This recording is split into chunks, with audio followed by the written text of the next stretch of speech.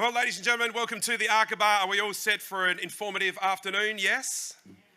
We're all happy to be out of the office? Yes. Well, we all hope you're going well. My name's Cozzy from Channel 7. Super happy to be hosting here. This is going to be absolutely massive, the SA Housing Trust 2026 Construction Industry Briefing. Just looking through the booklet like you've just seen, there's about $1.5 billion worth of work up for grabs over the coming years, and it's you guys that are going to be doing it, which is incredibly exciting for your businesses, your organisations, and also for South Australian Housing Trust people and their businesses as well. So it is absolutely huge, so it's an honour to be hosting. Now, the guys today basically want you to get informed, they want you to get up to speed, but they also want you to have a little bit of fun. So on behalf of the Housing Trust, we're going to kick it off with changing someone's day big time. We mentioned we've got $1.5 billion worth of work. We've also got a $10,000 Qantas voucher to give away to someone that is seated. Now, if you're not seated, that is kind of bad news. I don't know how that's going to work, but underneath one seat, you're going to find a Rubik's Cube. If that's under your seat, you get $10,000 to fly with Qantas. Have a sticky beak now, guys, right under the middle, stuck right in the middle. Some empty seats here. Just joking, guys. Guys, it's a cost of living crisis. Expect us to give away 10 grand? $1.5 billion of work? You want more? Nah, just stirring you. Look, this is really exciting though, guys. It's the first briefing of its kind. You know, a couple of weeks ago, they sent it out, look, who wants to come? And you can see it's absolutely chock-a-block full. So we're pumped to have you guys here. It really does bring together so many different organisations. I'll rattle off a few: builders, developers, manufacturers, suppliers. We've got the trades, contractors, training providers, industry associations, delivery partners. The list is absolutely endless. So we're so super happy to have you all here. Now, to kick off today, we're going to do a welcome to country. If you don't know already, we're super lucky here in South Australia because we have the world's biggest display of Aboriginal artefacts.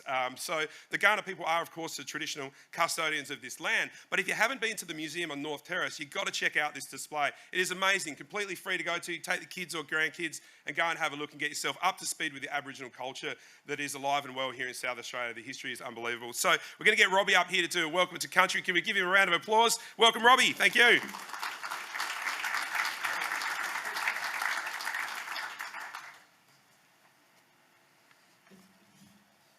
Mani Ulta, everyone. Namarni.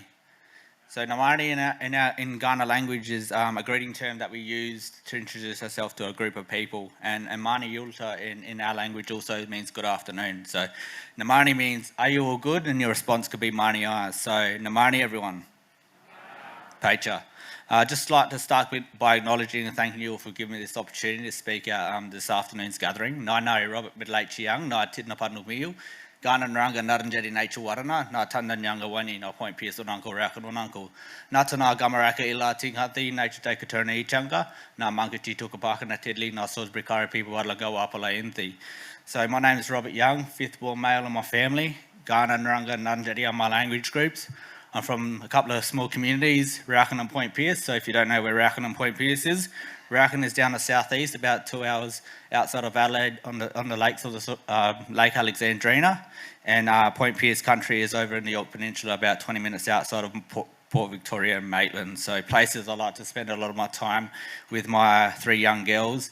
Spending time on country and being able to take them back and show them where they come from is very important to me. Currently reside in Gamaraka, so most mornings are a bit of a trek, but wouldn't change it for the world, and I love absolutely everything that involves living out there in Paramount country. So I'd also just like to extend my gratitude out to Jack Buxman and Kumakaru. Jack has led a lot of the revitalisation of the Kaurna language alongside some Kaurna elders and some linguists. Much of the language work that we see and here today comes from the hard work that Jack has put into re-establishing our language and culture. So, Nankana Miena, Namani, Maruwichanga Puyana Miena, Pindi Miena Kuma, Mani Nabudni, Nadlupurichi Ghana Utanga Yuandi, Nadapadni Adlu Maranga Ghana, Yatara Puyana Miena, Pindi Miena Kuma. Ladies and gentlemen, are you all good? On behalf of Aboriginal people, non-Indigenous people as well, it's good that you've come here. We all stand on Kaurna land, so let's walk together across Kaurna land, Indigenous and non-Indigenous people together. I'd also just like to pay my respects out to any other First Nations people here visiting us here today, living on Kaurna country, and also pay my respects to elders past, present and emerging. For me, I just play a small part in that journey. Being able to speak the tongue of my father's people and welcome you all here through my grandmother's language is something I'm truly passionate about. Having the privilege to be able to work in the education system for the best part of 10 years. Learned language the last 4 years and delivered it at my primary school. The last 18 months has been a dream come true. It's probably better than playing footy at the highest level. So I love everything that involves language, being able to connect kids to country and show them that language is a very important piece to their lifetime and their upbringing. So I hope you have an amazing day. Looks like you're set for a good one. So Nachalia, thank you, and we'll see you again soon. Nakara.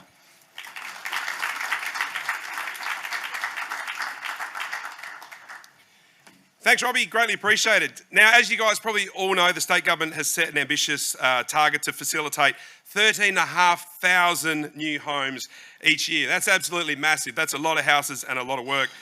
Almost 4,000 additional housing outcomes over the next 8 years. Today's briefing is actually going to set out the scale of that pipeline, how it's going to work, and what it means to you all in the room. The construction sector is going to be absolutely massively affected by this, as it's going to create a lot of jobs and a lot of work. They're talking about 10,000 new jobs, which is absolutely fantastic. The purpose today is simple: to give industry greater visibility and enough confidence to recruit, plan, train apprentices, strengthen supply chains, and get yourselves organised for what we described earlier as about $1.5 billion worth of work. We've got some wonderful speakers that are going to help guide us through that process. First up, we're going to hear from the Honourable Nick Champion, MP, Minister for Housing and Urban Development, Minister for Housing Infrastructure, Minister for Planning and Member for Taylor. He's going to outline the scale of South Australia's housing ambition and the investment, which is just massive. Julianne Burgess will then take to the lectern here. She, of course, is the Chief Executive of the SA Housing Trust, and she's going to outline how the Trust plans to deliver this pipeline, which is going to be very interesting. Tom's then going to finish up. He's the Director of Housing Delivery at the Trust. He's going to basically translate how that pipeline is going to work, what it looks like, what's going to happen, and how you guys can be involved. Now, to keep the formal program on time, we're going to hold questions off until presentations are complete.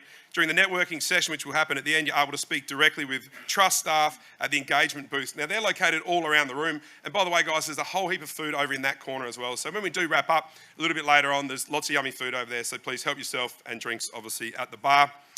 About the Housing Trust SA, well, it's worth recognising that these guys manage more than 33 public homes and works across public housing. 33,000 rather. That is a lot of properties to look after. Public housing, homelessness services, private rental assistance, affordable housing, and pathways to home ownership. They've got some fantastic programs that are popping up where people can actually get into a home with a fixed price with the opportunity to buy it 2 years down the track, which gives people of all shapes and sizes the opportunity for that home ownership, which is out of reach for so many people at present. Today's focus, however, is specifically on housing delivery. The opportunity extends beyond builders and developers to civil works, demolition, consultants, trades, and manufacturers as well. Now, we've got a short video that we want to play you guys to get you up to speed with what is in store for South Australia. So turn your attention to the big screen. Thank you.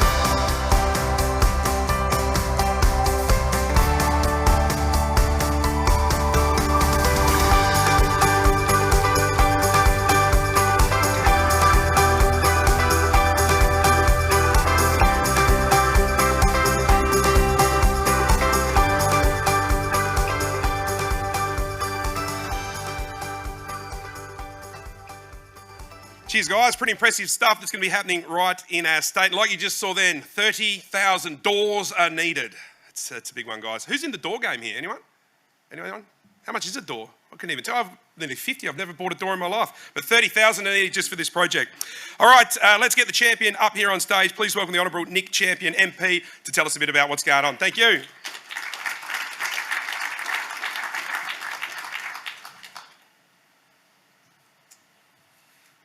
Thanks, Cozzy. You almost gave me a heart attack before when I actually thought there was a Rubik's Cube underneath someone's chair with 10 grand. I thought they'd make the advertiser pretty quick if there was. The mark of a good MC, I guess.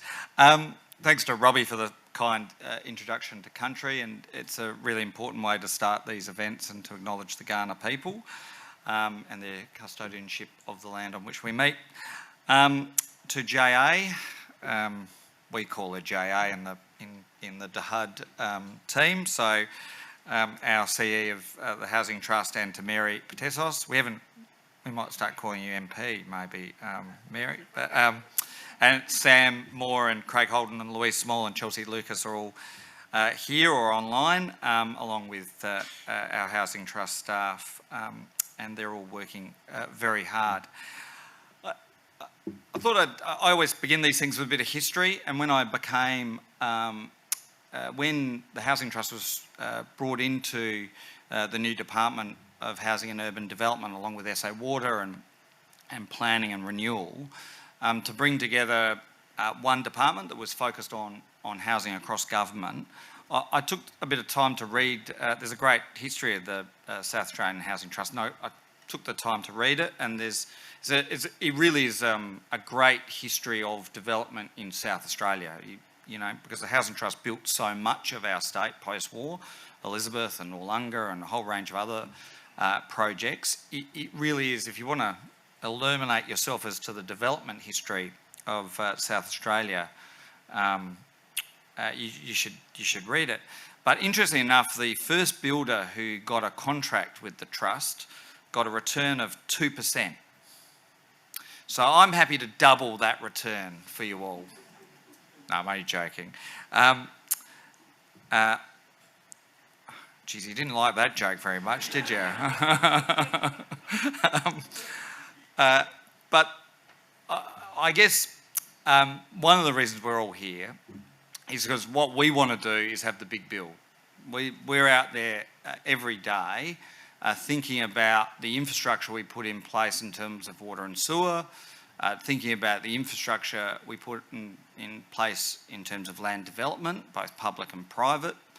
And of course, the Housing Trust in particular has a vital role in that last piece, which is to provide the homes and the houses and the apartments for a segment of the community that often can't afford market housing.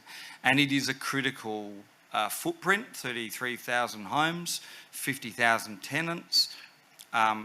These people would be lost without the Housing Trust and would not easily find accommodation without the Housing Trust. And we are the first government in 25 years to not be cutting those numbers but be adding to those numbers. And most importantly, we want to renew the housing stock that we've got as well, because the average age of a housing trust house is 44 years. So that that average has a broad continuum to it. So within a growing market, within a state that has defied expectations in many ways to build more than we previously did, we are now completing more homes than we ever have. We've got more homes under construction than ever before. We've got more homes commenced than ever before. Approvals are at record levels. And what all that means is not that the government's doing a great job, but that builders and the markets are responding to the policy levers that we're putting in place and the investments we're putting in place. And one thing I've discovered is that if you get the fundamentals right, then the private sector, the builders and everybody else who the South Australian Housing Trust has always partnered with throughout its history will respond to that opportunity. So we want you to respond to that opportunity. That's why you're all here, and we're here to, if you like, create the ecosystem, the relationships, the partnerships that will make a meaningful difference in the future. Because we all know national housing crisis, everybody talks about it, but there's only one way out of it, and that's to build your way out. You can't do it any other way. And so what we want you to do today, engage, think about our pipeline of housing, and think about where your place is in that ecosystem, and respond accordingly. And while I joke about returns, the one thing I would say is when you're building homes for public housing tenants, or when you're building homes for the rent to own program, I mean, you are doing something more than just building a house. You are really helping us to provide what is a true service to the community. Because housing is a lot of things to a lot of people, but at a fundamental level, it's shelter. And you can't do anything. You can't do anything unless you've got shelter. And for a millennia, we've all been searching for shelter. So I guess what I'd say to all of you is I want you to build a lot. I want you to respond to the opportunities. I want you to make a fair profit. And anything you can do to build with passion and quality and commitment to make sure that the Trust can fulfil its mission, which is a mission of social and economic justice through the provision of housing. We welcome that commitment, and we want you to be part of it. So thanks so much, and have a good forum, and we'll see you at the next one, or I'll see you on a building site. Cheers. Thank you very much, Nick. Really appreciate that. And I reckon he's absolutely nailed it as well. It's pretty cool that you guys are working on a project or projects that are going to change people's lives. It means so much to the people that you're actually working for. So it must be wonderful. I've always thought in the building industry to be able to sit back at the end of the day, at the end of a completion of a project, and go, wow, we did that, and the impact that has on someone's lives is astronomical. So congratulations on your efforts that are about to happen. Next up, we're going to get the Chief Executive of the SA Housing Trust up, Julianne Burgess. Thank you very much. Let's get her up here to say good day. Thank you.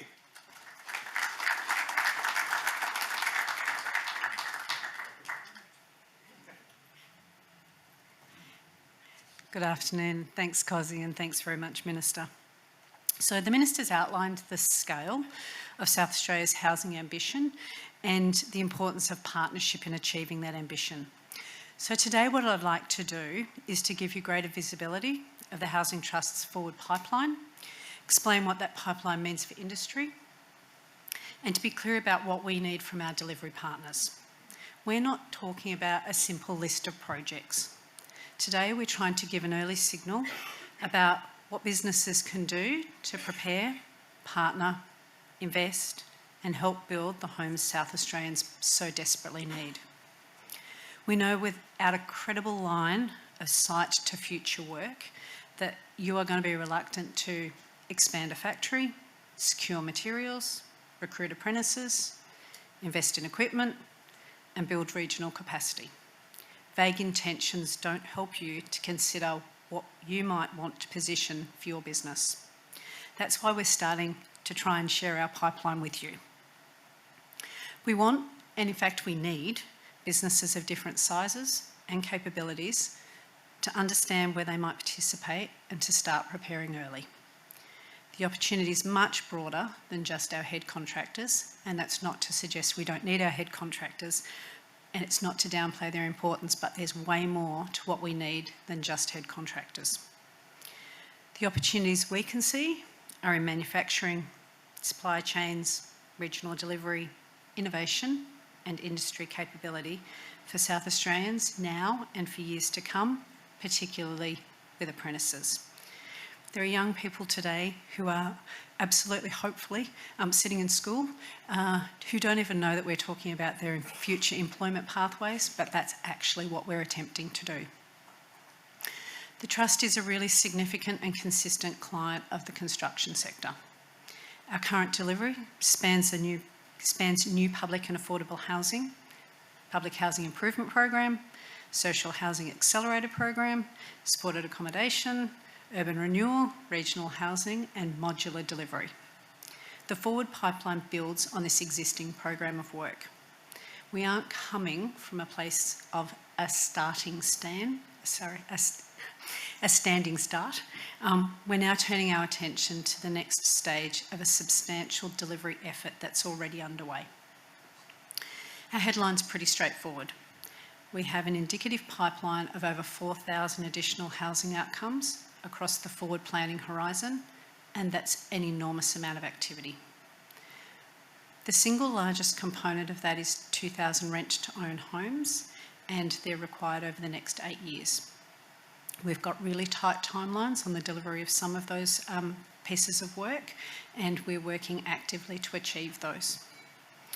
We also need to deliver approximately 500 dwellings through the Public Housing Modernisation Program, about 380 at Seaton, about 230 through HAF Round 2, over 200 through the Better Neighbourhoods Program, and over 200 supported housing outcomes, to name just a few. The balance of that program is coming from Better Housing Futures, Noarlunga Downs, New Builds programs, Camden Park, Aboriginal housing, and others.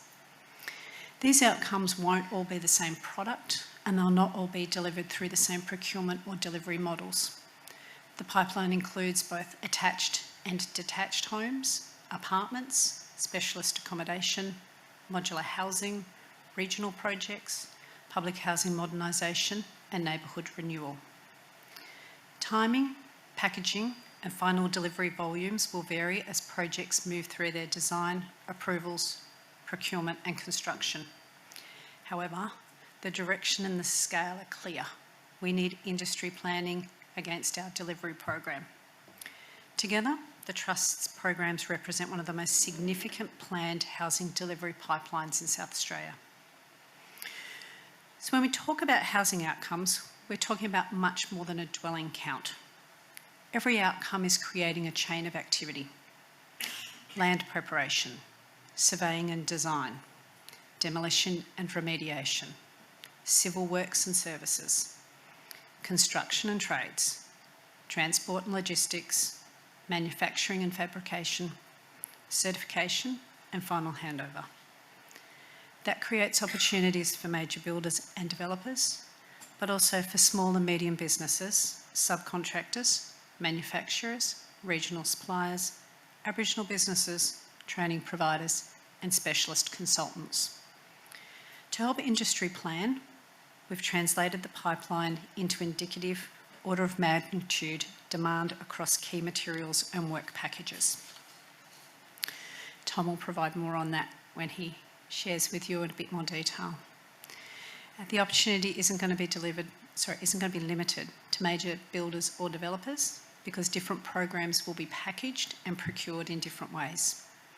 Some businesses will lead those major packages of work, others will partner, subcontract, supply components, or bring specialist capabilities to a delivery team. Our aim is to give the market enough visibility to form teams, secure people and materials, and make informed investment decisions before opportunities are formally released. Importantly, the Trust can't deliver this pipeline alone.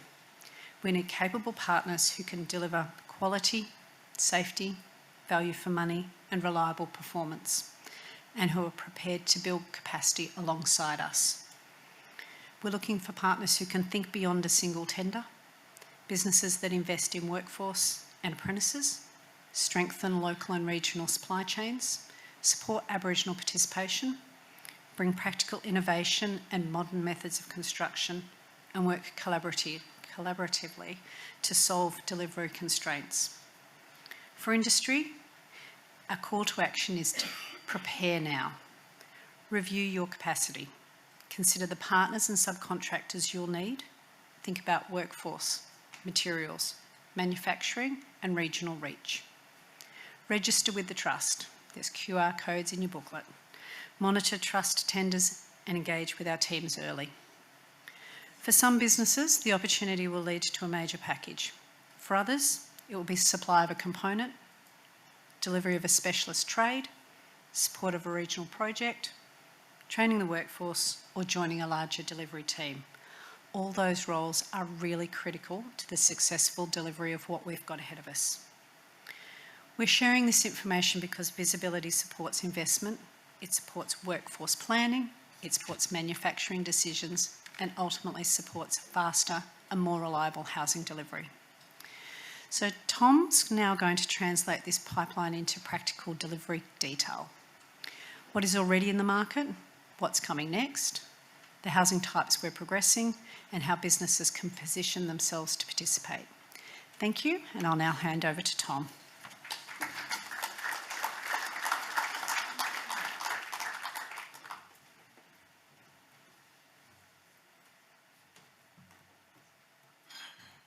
Thank you, and what an exciting time. I typically like to walk around a bit, so it's a bit strange sort of standing here, but really wanted to sort of give a bit of an overview and delve into a bit more detail around what does our pipeline look like, and what are some of the other aspects in and around innovation that we're currently delivering on. So you're probably wondering why you're all here. And firstly, can I just say it's great to see such a good turnout, because you might have seen the invite, whether it be on LinkedIn or wherever, but you've made the effort and you've made the time to come along today. And that signal is really, really important, because what that does show is a willingness to want to partner with us, to want to build with us, as we do have quite a significant pipeline moving forward.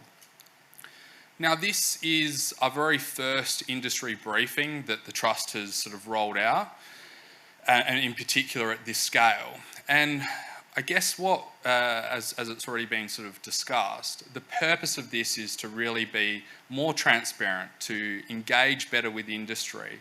And we're not where ultimately would like to be, but we're making the first initial steps to be able to be ultimately the preferred partner of choice when it comes to housing delivery.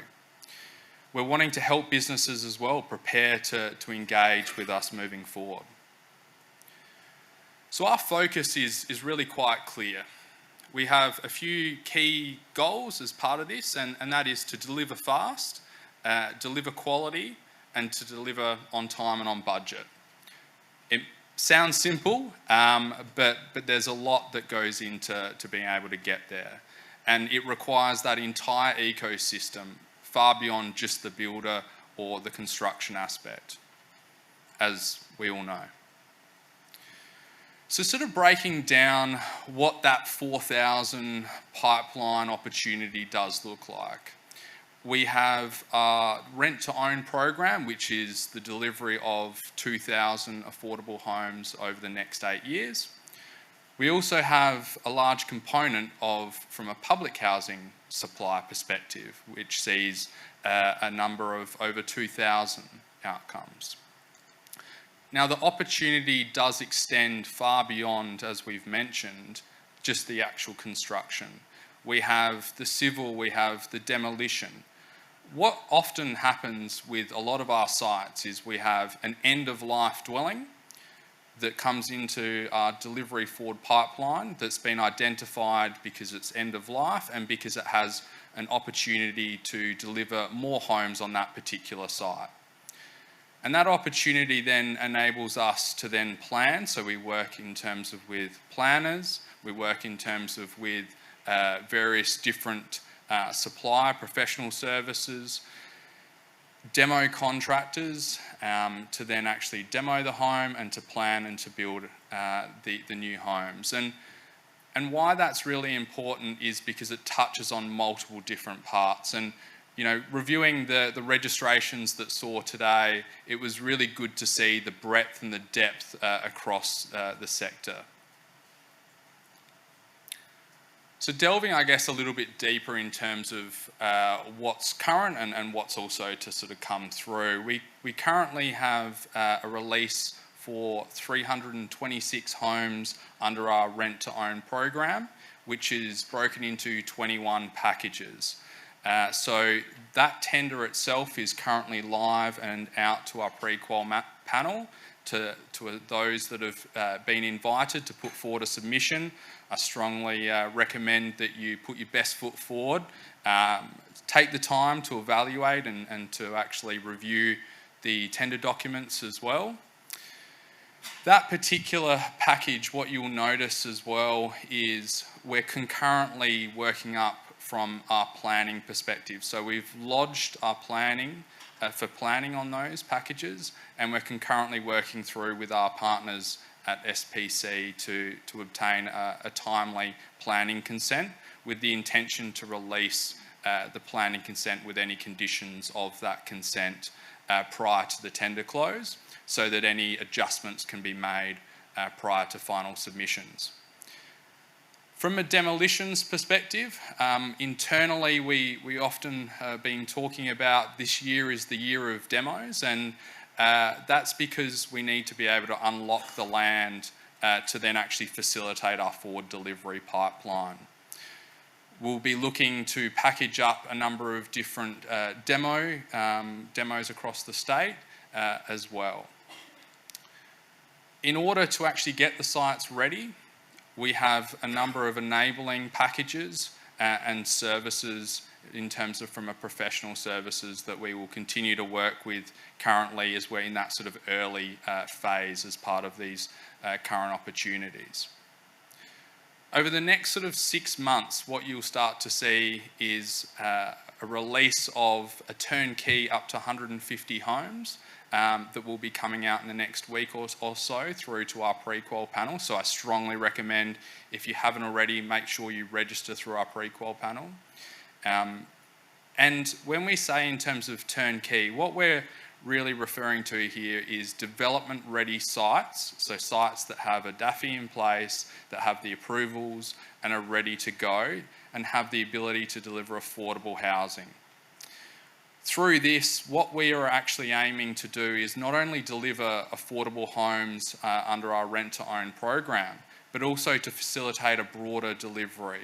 So for instance, if there's a site and we have the ability to partner and deliver the first stage or bring to market the first homes that are affordable homes as part of this particular package, that then ultimately facilitates broader delivery of more homes, then that's a win-win.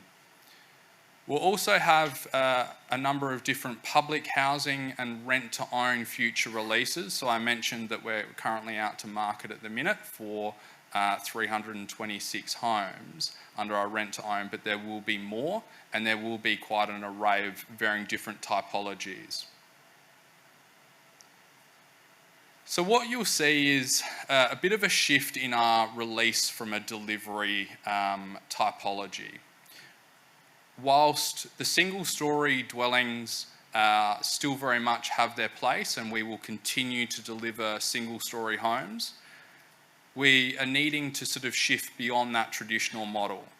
And what that then means is we'll start to see some missing middle, and we've got a lovely sort of render in the background, which is actually a missing middle design that's in that early sort of stages of concept development. And that actually is 6 individual dwellings, 6 individual properties, but it presents to the street very much like a townhouse. That is referred to currently as a one up, one down, as we sort of start to work through, you know, some fancy sort of naming that's a bit more accepted in relation to it. But one dwelling on the ground with its own private open space, and then a dwelling also above. We'll also start to roll out manor homes as part of our future packages. We're currently in a procurement process right now for our very first manor home to be built in Blair Athol, and that's really about bringing back what we used to see. So if you drive in through areas such as Norwood or various different, you might see those red brick 3-storey dwellings, and we'll get to a modern iteration of that to come. But we're trying to sort of roll out a varying different, an array of different housing typologies right through to apartment delivery. And you would have seen on the video earlier some apartments that are currently under construction, as well as some apartments that will be coming through in our forward delivery. In addition to this, we will be looking to continue to deliver in through the regions, as well as meet our 200 supported accommodation election commitment. Missing middle and pattern books. Now this is a space where we've been doing a lot of work, and it feeds quite nicely into what we spoke about previously on the slide earlier. Missing middle is often a term that's thrown around reasonably, regularly, and for many of you in the room and also online, you'd be familiar with the term missing middle potentially, but it's that typology that sits in between that single story and that mid-rise apartment. It's an alternate option to your traditional townhouse, but the real sort of focus of that missing middle is whereby we used to be able to deliver an affordable product, be in a townhouse setting within the affordable price point, which is currently with the shared equity capped at 696. Within an infill setting, we're unable to often deliver a typical townhouse, even in a community title situation.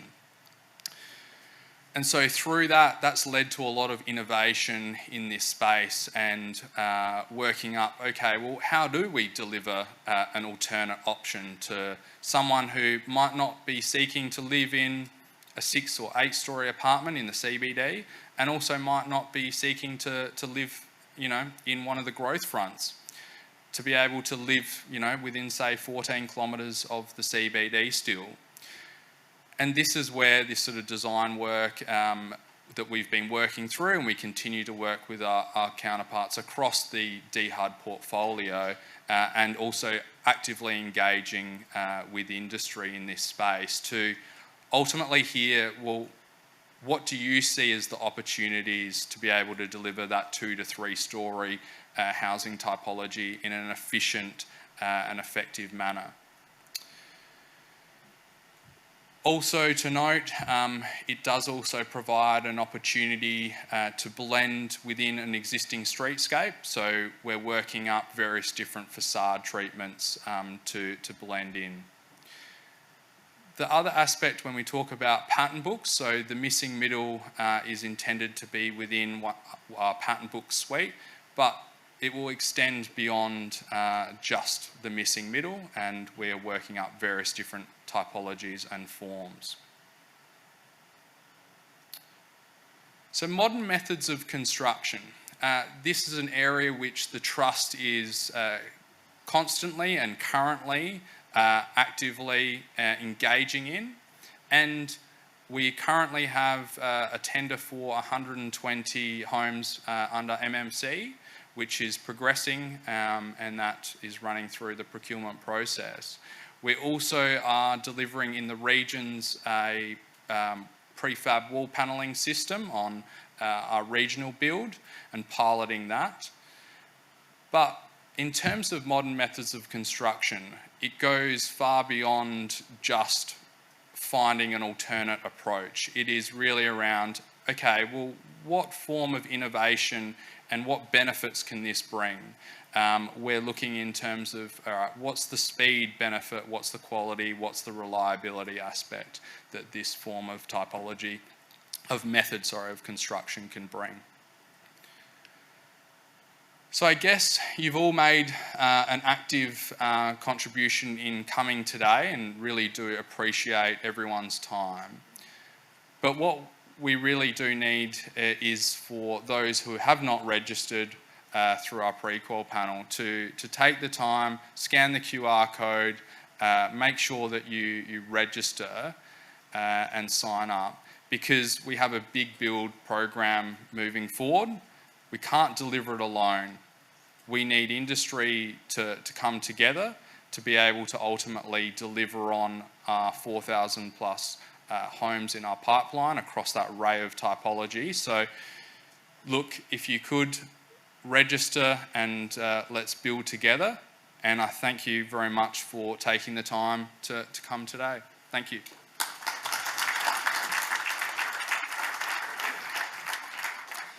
Thank you very much, Tom, Gillian, and Nick as well. And thank you mostly to you guys for joining us, and to those folks online, we say thank you for tuning in. Like Tom said, scan the QR code and just get yourself involved. The housing challenge is significant. To get through this, government, industry, community, all of you guys need to band together. On behalf of the South SA Housing Trust, thank you all for coming. It's a big challenge, but I tell you what, it's exciting for you guys, it's exciting for the Housing Trust, and it's exciting for the state. So thank you very much for being a part of it. What's going to happen next is pretty simple, guys. We've got plenty of food over there. We want you to help yourselves. There's heaps of food over in this corner here.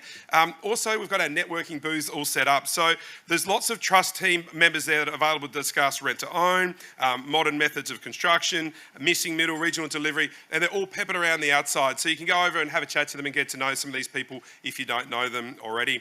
Thank you very much once again for coming. Travel safe home. We'll see you around the traps. Take care.